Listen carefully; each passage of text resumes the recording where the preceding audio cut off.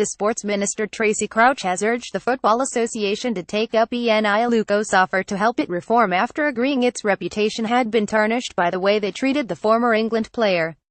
Crouch also warned the FA that they had to quickly learn lessons from the case and that the necessary changes to its culture had to come right from the top. However, she stopped short of saying the FA was not fit for purpose, and gave her qualified backing to under-fire chairman Greg Clark, who she insisted was on a journey to improve the organization. The FA handled the aluko case really badly, Crouch told the Digital, Culture, Media and Sport Select Committee. It was a mess and it has quite rightly taken the shine off the work the FA has done to reform. A cultural shift takes time. aluko has said that she wants to be part of that change. I hope they listen to her. I think she has a lot to offer. She would be a great asset in driving those culture reforms. Crouch also dismissed Clark's claim to Parliament last month that he had been unable to investigate aluko's case after she reported deeply inappropriate comments by former England women's team manager Mark Sampson under sports governance rules. However, although she pointed out that Clark was wrong, she later generously described it as an innocent misinterpretation. And while agreeing that Clark and FA Chief Executive Martin Glenn's disastrous performance in front of the DCMS last month had not painted the organization in a good light, Crouch refused several times to say whether it was fit for purpose. It is not for the minister to say whether the chair or chief executive should be in place, she explained. We would go down a very dangerous place if you want me to fire them. Because if I can fire them I can hire them. And you do not want a minister of state to have that power.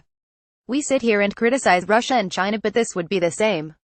Crouch also balanced her criticisms of the FA by pointing out the progress that had already been made in many areas, including term limits for board members and a plan for better diversity on the board. Elsewhere, Crouch hinted that she was amenable to the idea of an independent sports ombudsman to investigate cases of bullying, discrimination and other cases of wrongdoing in British sport. The government is yet to give its response to the idea, which is a key recommendation of a cultural review of UK sport by Dame Tanni Grey-Thompson, but Crouch said she was looking closely at the proposal. We recognize there are issues that need to be addressed in sport and, especially, elite sport, she said. We are looking at the recommendations in some detail, in particular in relationship to the Ombudsman. I think it is an idea we need to explore more. However, once we have the right grievance policies in place in individual sports we might not need to have an independent ombudsman. Crouch also accepted that there needed to be far better ways for whistleblowers to come forward without fear of discrimination or losing their job. No matter where you work you should not be subject to bullying, discrimination or harassment, she said.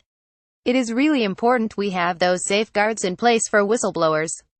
Tellingly, when asked whether there were any national governing bodies with strong whistleblowing policies, she said she couldn't think of any off the top of my head. It was also put to Crouch that UK sport had only person employed on athlete welfare.